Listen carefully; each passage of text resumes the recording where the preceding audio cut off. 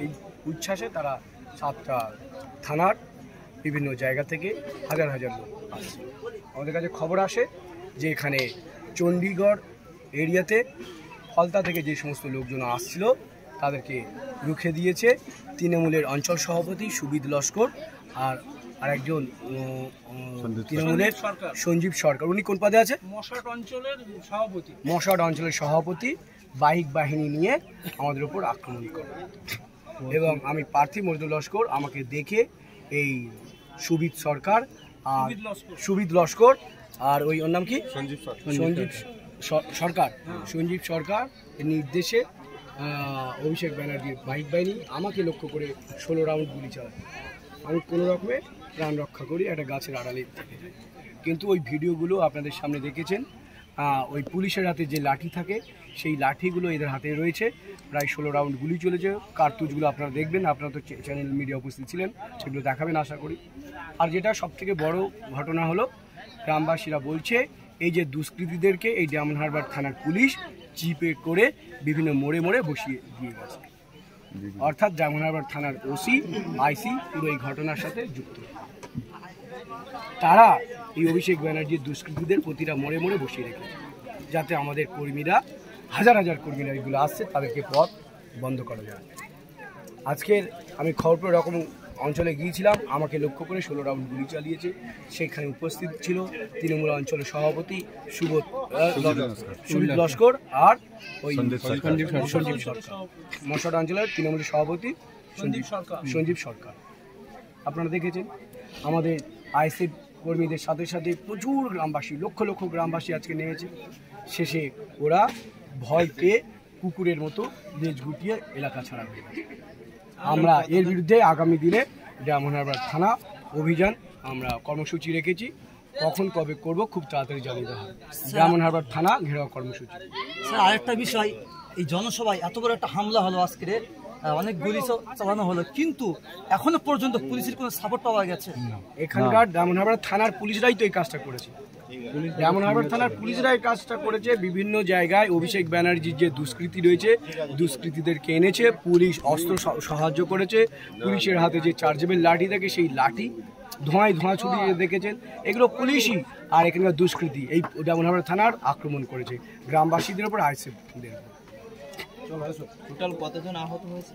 আপনারা এখন আমরা কাউন্টিং করছি, বেশ কয়েকজন আহত হয়েছে, তাদের হসপিটালে চিকিৎসাধীন, তাদেরকে মেডিকেল করাবো আমরা।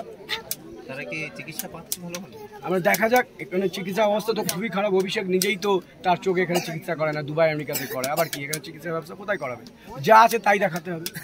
স্যার, আরেকটা বিষয়, যারা আজকে আহত হয়েছে তাদেরকে নাকি হসপিটালে ভর্তি নেওয়া হচ্ছে না, এই বিষয়ে কি বলবেন?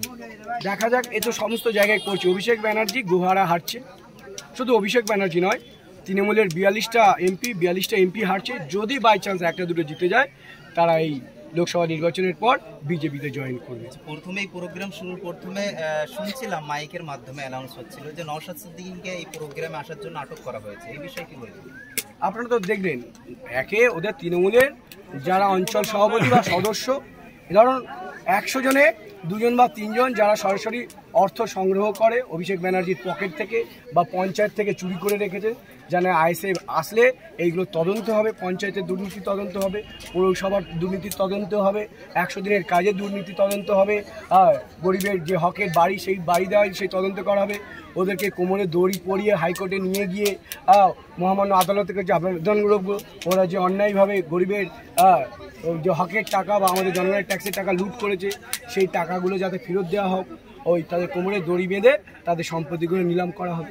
নিলাম করে ওই যে গরিবের যে হকের টাকা খেয়েছে, বাড়ির টাকা, ড্রেনের টাকা, রাস্তার টাকা, সেগুলো সেই জায়গা আবার ফিরিয়ে দেওয়া হবে। এই ভয়তে যেন আইএসএফ আসলে এই কাজটা করবে, সেই জন্য 2-4 জন আছে গুন্ডা বাহিনী, আমাদের গ্রামবাসীরা আইএসএফরা রুখে দিয়েছে।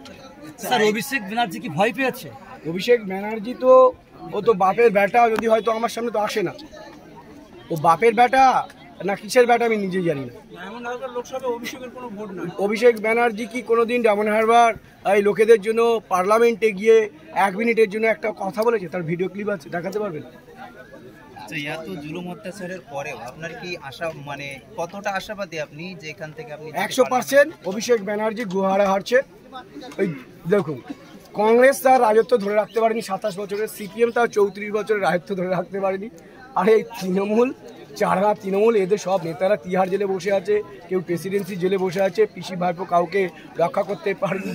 আর এই গ্রাম লেভেলে 2-4টে চুনোপুটি এরা এমনি এখন থেকে ছটকাচ্ছে, জানে এই লোকসভার পর ওরা বঙ্গোপসাগরে গিয়ে ওদের নিজেদের ঝাম মারতে হবে, আর নয় এই পশ্চিমবঙ্গবাসী ওদেরকে তাড়া করে বঙ্গোপসাগর পার করে দেবে।